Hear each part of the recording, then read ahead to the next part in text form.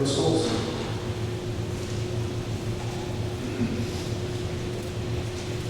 I'm going to move this thing back because I can't see green and talk at the same time.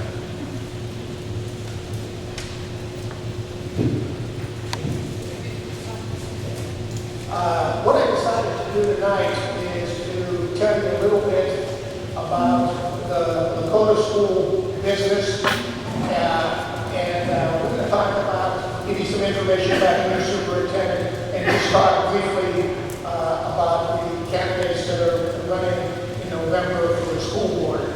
So if you push this is an organizational chart of Lakota, and if you look at it as a business, the Board of Education is like the board of directors of a business. The shareholders vote for the board of directors. Every member of the community is a shareholder regarding this business. You have a majority share by 51% of the property taxes go to pay for Lakota. You can see that the superintendent is in the role of the chief executive officer. That role is determined by the Board of Education, just as within a business you have the board of directors that oversees the CEO of the business. And in Lakota, there are 7 direct reports to the superintendent. There are 2 assistant superintendents, and then there's other positions that have to do with technology, HR, a variety of different things. If you look at it as a business, it has about 2,000 employees. About 60% of those employees are teachers.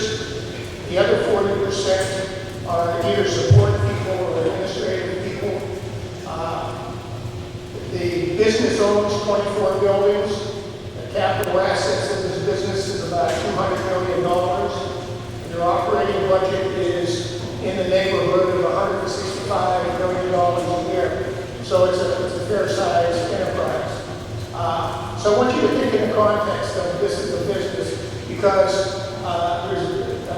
in November there's going to be 3 things that you're going to be looking at relative to this business.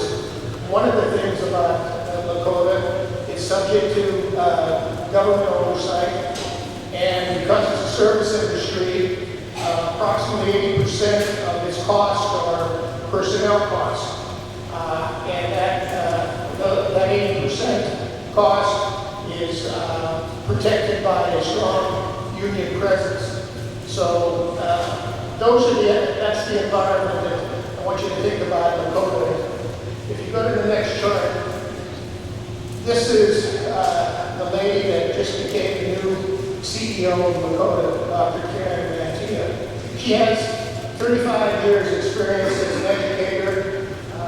She started off in the Mon City school system as a teacher, taught law, economics, government history. She moved into a role of director of curriculum, was a principal, and then became assistant superintendent. In 2000, she took her first job as a superintendent. She was superintendent in the Sycamore School District for 6 years. In 2006, she started in education in 1976. So in 2006, she reached her 30-year milestone and retired as a superintendent, and then immediately took a new job as a superintendent at Piqua City Schools. She stayed there about a year, a little less than a year, and then took another job in Pickerington, where she was there for 4 years. And in this latest hiring thing, she joined Lakota. She started the first of the month, August 1st. So 35 years experience in education.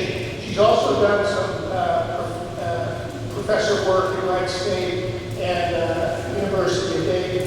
She has a bachelor's and a master's degree at Wright State University, and she got her PhD around 2001 at the University of Sarasota, which is one of the campuses of Artists University. So this is the credentials of the new CEO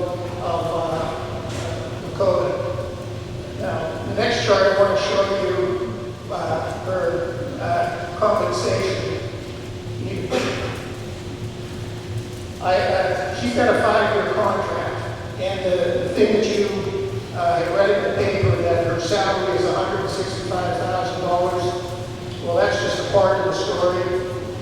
In addition to the $165,000 a year, she also receives an additional $30,000 a year in a tax-deferred annuity. So her compensation, basic compensation, is $195,000 a year. All her retirement benefits are paid for. All of her health, dental, and vision benefits are paid for. Medicare and Medicaid tax is paid for. She gets an insurance policy with that. Her contract is for like 227 days a year with 23 vacation days and 15 sick days and 3 personal days, and as well as the regular administrator paid holidays that all the administrators in Lakota get. But she also gets some money to support her and participation in various professional meetings and groups. So it's $195,000 base, and then you look at the value of the benefits, which typically runs about 31–32%. So if somebody was making $100,000 in Lakota, you could add another $31,000 to $32,000 to that cost to the district for an individual. In Dr. Mantia's case, that takes her total cost to the district up over $250,000 a year. So she's I think a well-compensated CEO. The other thing that I found interesting in looking at, and I've looked at other contracts, she has a bailout clause in her contract that says if she's terminated before the end of her 5 years, she gets payment. After the first year, it's basically 3 years of the $195,000. So if she would get let go in a year, she'd get a severance pay of $600,000 plus 3 years of health care.